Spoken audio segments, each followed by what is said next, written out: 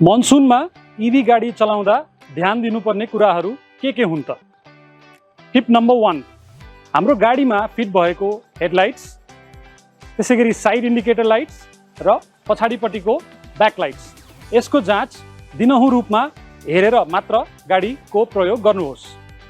त्यसैगरी wiper blades, रबरले बनेको हाम्रो वाइपर ब्लेड्सहरू हावा र धुलोको कारणले समयभन्दा पहिले नै बिग्रिन सक्छन्।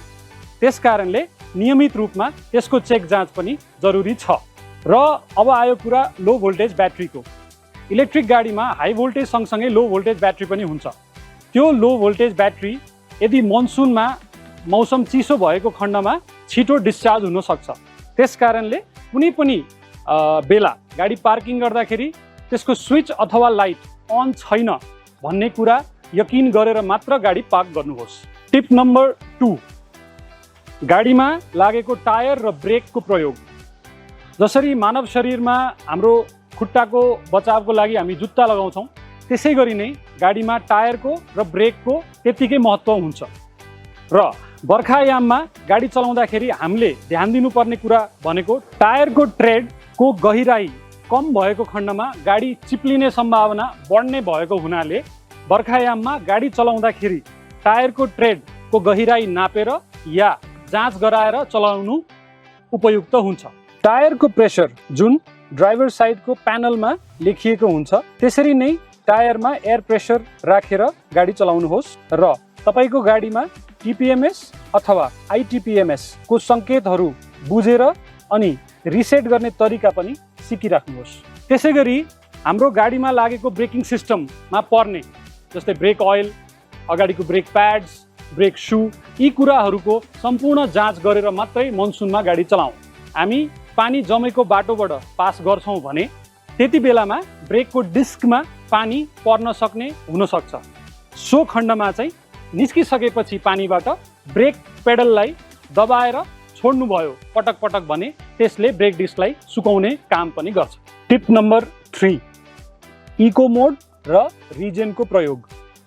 इको मोड हामीले लगाउँदाखेरि थ्रटल रेस्पोन्स कम अथवा एक्सेलरेसन स्लो हुने भएको हुनाले आवश्यक परेको बेलामा मात्रै इको मोडको प्रयोग गर्नुहोला। रिजेन ब्रेकिङको प्रयोग। सडक चिप्लो भएको बेलामा अचानक ब्रेक लगाउँदाखेरि गाडी चिप्लिन सक्ने या स्किड हुन सक्ने सम्भावना हुन्छ। त्यसकारणले रिजेन ब्रेकिङको प्रयोग उपयुक्त रहन्छ। गाडीमा लेभल 0, 1, 2, 3 गरेर 4वटा मोड उपलब्ध छन्। त्यसलाई हामीले प्रयोग गऱ्यौँ भने गाडी चिप्लिन सक्ने सम्भावना निकै नै कम हुन्छ। र थप यसमा रिजेन प्रयोग गर्दाखेरि गाडीमा ब्रेकिङको साथसाथ ब्रेक प्याडको आयु पनि बढ्ने भएको हुनाले यसको प्रयोग र सदुपयोग गर्नुहोला। टिप नम्बर 4, इभी गाडीमा जडित हाई भोल्टेज ब्याट्री र ट्र्याक्सन मोटर। यसमा IP67 रेटेड प्रोटेक्सन दिइएको हुन्छ, जसले गाडीलाई पानी र धुलोबाट सुरक्षा प्रदान गर्छ। टिप नम्बर 5, इभी चार्जिङ गर्दा ध्यान दिनुपर्ने कुराहरू।